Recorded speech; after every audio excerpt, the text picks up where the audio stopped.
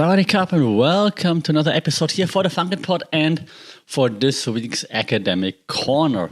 This time in a slightly different setting than usual. Usually my Academic Corner, hence the name, is in my little green corner on the balcony where I just chill and then talk about things that happened this week in academia, at university, teaching and so on, and just share those things.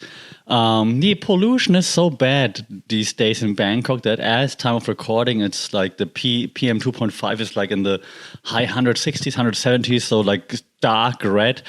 And I just didn't feel like sitting outside for too long without a mask. So now that we took the pollution masks out again, the ones with like the filters and everything.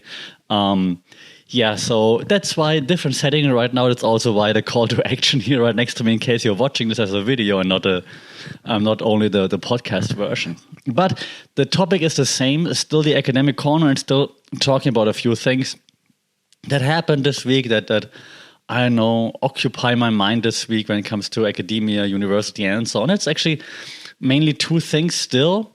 And I just wrote like a long post actually on my Medium and also on the Substack, of course. So if you want to check it out, Medium is seifan.medium.com. It should be linked in the episode description as well. It's also on all my personal profiles. And then Substack is the podcast Substack, all things academia, funkit.substack.com.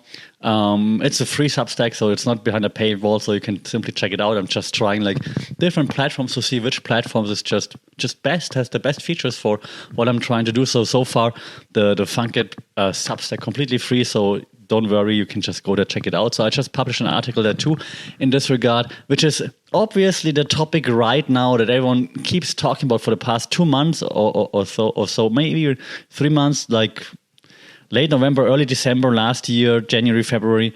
AI, ChatGPT, but AI in general, right? So AI and higher education in this case. And then the second part I want to talk about very briefly today is like midterm exams or exams in general, because as I mentioned in the last podcast, it's exam week now. So yay. Exam week is very chill, right? Because I don't have to prepare classes and I don't have to teach, but I go there for the exam, obviously. But then I have to check the exam, I have to grade the exam, and that's of course the terrible thing. Now, I don't have many exams usually in my classes. In this case, we have an exam because I teach, we teach this class, my colleague and I, we have two sections. So each of us teaches one section for the whole semester, but just so that we have like some common ground in terms of grading, so that students can say like, oh, your grade completely different. We have like, okay, we have this midterm exam, and where we have the same syllabus, different ways of teaching it, obviously, but like we agreed on the topics that we are teaching in the syllabus, and also the same grading criteria, the same projects and so on, just like different ways of going about, of course. But so we stick to a midterm exam just so that we have something to also grade students individually on, and something that we can later say like, hey, well, it's not just like a random teacher assessment. There's actually something that was used in both sections, right? The final will not be an exam. We will have like a final project, which should be rather interesting. And now you also already have like, or hear like one of the downfall, I was about to say, no, the negative points of like me recording inside, not in my academic corner, is you hear my cat in the background. So apologies for that if you hear someone complaining in a whiny voice. That's my cat who wants to go outside but can't because the pollution's terrible. But we're gonna run outside in just a second after this podcast anyways. Okay, so having that said, the midterm exam. We have like one midterm exam for one class. For another class, I don't have midterm exam. I talked about this before. I have them. It's called New Media Studies, so they have to create content for new media. In this case, I asked them to write a blog post. So their final project will be like create more creative content in different media channels they can pick and so on. So that's going to be more sophisticated. For the midterm, it's just like a check-in for me to see like, hey, are you on the right way? Do you understand what we're discussing and so on? So I asked them to write a blog post, 1,500 words or so, because those kids these days can't write longer longer text anymore. Okay, boomer, I know. And of course, I'm aware that they could use ChatGPT and so on. And I showed them ChatGPT and other AI tools. I actually made an assignment that to find more AI content creation tools so that they are aware of it. But I also showed them like what's not working well. So ChatGPT, if you say, hey, ChatGPT, please write an article, it's always the same structure. Like it's headline, I don't know, first paragraphs, or topic, subtopic, conclusion. Always the same thing. So use it as a guideline is fine, but you have to adjust, right? That's what I told them. And after I submitted a blog post, every one of them, and I talked about this before, has to explain to me why they chose this topic, which should be somewhat related to new media studies, and like which part of class influenced the way they wrote it, influenced the choice of topic, influenced like what they did, like call to actions, for example, where to place them, how to place them. We had a class called media convergence, for example. So anything from this class influenced your style of blog writing and how you use different kinds of media, maybe even how you link, like maybe your IG to whatever, and so on. So I'm trying to make this a little bit more individual there. Let's see how that goes. It's a class of like, I don't know, 70 students or so. It's gonna be quite intense to listen to everybody, but I think that's just fair because, well, A, you will understand quite quickly whether or not the students actually paid attention and they know what they're doing. And B, it's just fair for the students. I mean, let's be honest, to always grade students. That's my cat jumping against that mosquito net on the window. Thank you, Snooze. You're just like a student. Can you just calm down for a second? Thank you. So it's not fair to always grade in groups, right? And even if you have group project work, we try to have like lots of peer review and so on to make it like more individual. But so I try like this individual assessment this semester as well. So let's see how that goes. If you have any experience with that, do shout out, do let me know. So now I already talked about the exam part. Let's jump into the AI part too. I mentioned it already right now.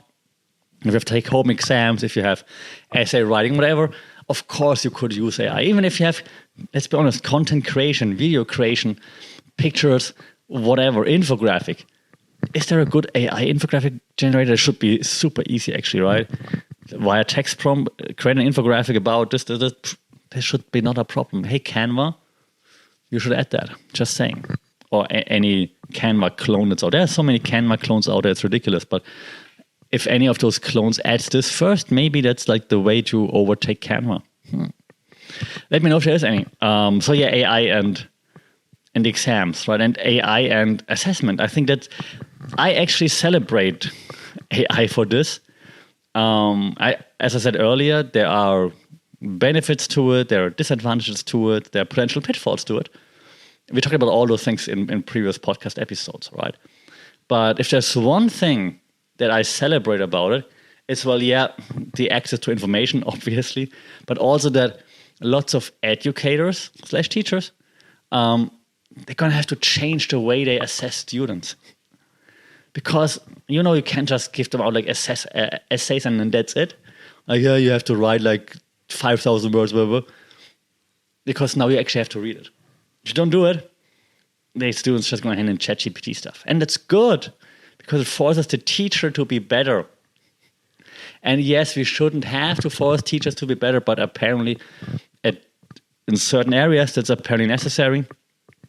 So that's a good thing. So teachers, educators, we have to adjust. We have to be better, which is good. We have to be on our toes. So I appreciate it. It makes me rethink things. It makes me like reconsider. It makes me be better, and I appreciate it. So I do applaud AI for that. I appreciate it. I like it. I enjoy the challenge. I enjoy my cat yelling in the background. I enjoy incorporating AI into like my teaching, into assessing, into assignments, and so on. I do understand, however, that it can be quite taxing if you're not into technology, for example. If it's something that you haven't been into in forever, because AI is nothing new for me. I've been working with AI, and I mentioned this before in different podcasts, forever, ever since I started studying at university. Like I studied digital marketing, e-commerce, and all those things. And we've been using forms of AI ever since, like how to scrape content from different online sources, bring it together, mix it up, republish it. You should not be doing this, or you shouldn't have been doing this. You still should not. But back then, you thought about like, how do I create? Like, creating content was always important for digital marketing, SEO, and so on, right? So like, how do I create more content faster? And it was like scraping content, putting it together, mixing it up, republishing it. So that AI is nothing new for us. So I appreciate it. It's now better, faster. And so I grew up with this, like my whole professional life, right? So I welcome it with open arms. I see the dangers, and there have been lots of like very creepy examples out there, but I appreciate the opportunity to work with it. I do see, however, also that maybe people in other areas, which are not digital marketing, which are not digital strategies, communications, or which are other areas, they might think, what WTF? Like, why do I have to change now? It's already difficult enough, and now I have to change something. So I do understand it, but I think in the long run, that might be a good thing. Because no matter what subject matter you talk about, if the answer to your question, to your assessment, can be found online, you have to be aware of it, and you can't make it the core of your assessment, right? So I think that's a good thing overall. But again, let me know what you think in this case, in this regard. AI and assessment, good thing, bad thing. Would you ban AI? Would you say, hey, you can only use like ChatGPT for uni, for like a special version of ChatGPT that only has university approved knowledge resources in it, for example? So let me know your thoughts on this. I'm curious to debate those, or to hear those, and to agree or disagree. So shout out either here in the comments, at FunKitPod on social media, funkitpod@gmail.com. While I'm losing my voice, I'm also blaming the pollution for that. Next time, I'll probably recap the exams a little bit, what happened, and then let's see if I also already have more AI examples, and maybe I already have some more impact input from all of you. So until then, as always, stay safe, take care, enjoy the exams if possible, and we'll talk soon. Sawadee Krap.